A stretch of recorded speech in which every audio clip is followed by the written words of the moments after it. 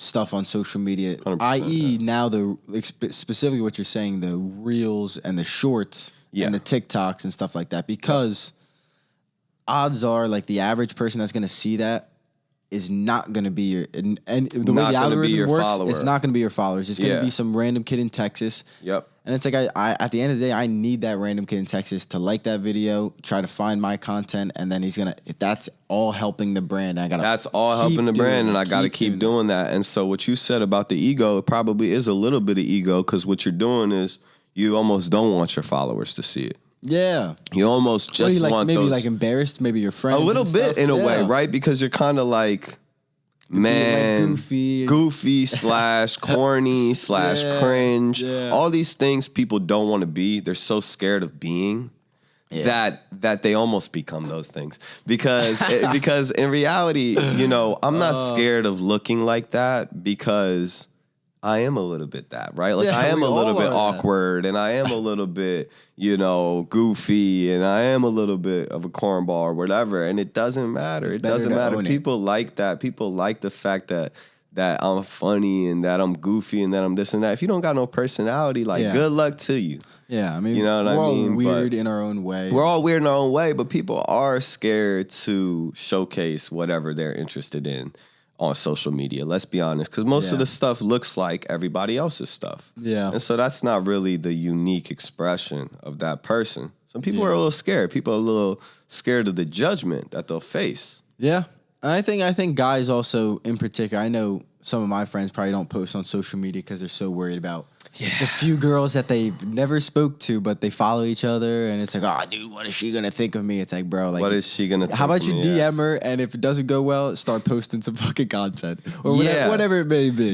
Whatever it may be. I know a lot of guys definitely trip over that, and I can see it being a problem. I think it is a problem because I just think that us thinking about what people have to think can be a problem. But then at the same time, let's not get over the top now, because people will be like, don't care what people think, never care what people think, all this, right? But the reality is, I value your opinion. You have to be a psychopath to not care at all. Think. And I value your opinion. Like, I'm talking to a person who I have respect for, and therefore I do care. Actually. Yeah. I actually do care a little bit what you think. And so it's not that you don't care at all in that way, but you have to not care in the way of like, man, for how long are you going to hide not being yourself? It's like tiring to not be yourself. It's almost like a regret. Like you keep regretting. It's a regret, and it's stressful because you're always having to like keep up with something that you're not. And so it's just easier to be yourself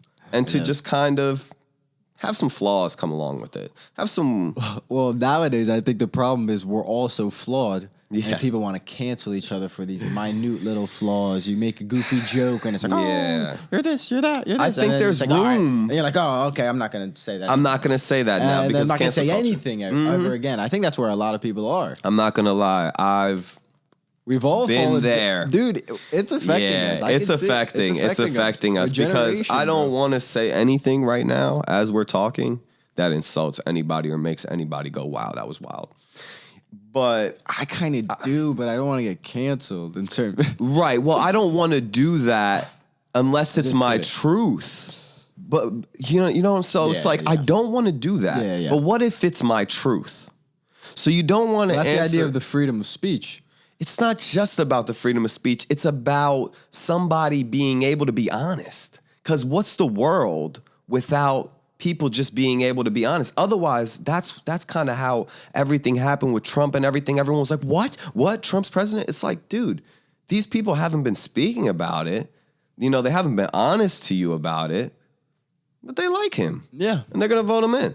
Yeah. And that's the problem, is that nobody's being honest. Nobody's actually, because they're scared of it. They're scared of the cancel culture. And so, it's not just about there's a law of freedom of speech. It's literally about like humankind, mankind.